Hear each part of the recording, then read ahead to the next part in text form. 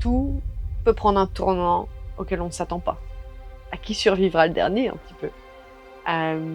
Y a tellement de choses qui peuvent se passer pendant un tour.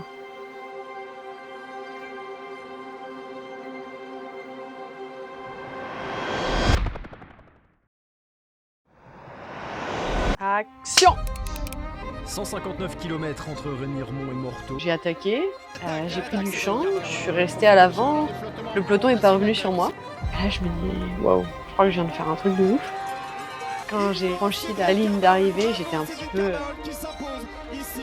déboussolée en fait. Mais ouais, c'est une tornade d'émotions. C'est entre la satisfaction, l'impression d'avoir achevé quelque chose, mais que c'est que le début en fait. Premier succès d'une Française depuis la renaissance du Tour de France il y a 2 ans. Et c'est vrai que l'an dernier, avec le départ en Bretagne, d'avoir des gens que je connais au bord de la route, ma famille, mes potes.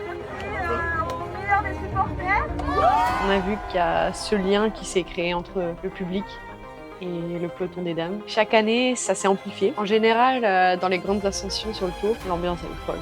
Et cette année, dans la Madeleine, j'ai mes poils qui se sont hérissés. Mais c'était tellement fort, j'étais tellement absorbée par tout ce public, ce son qui nous élevait en fait.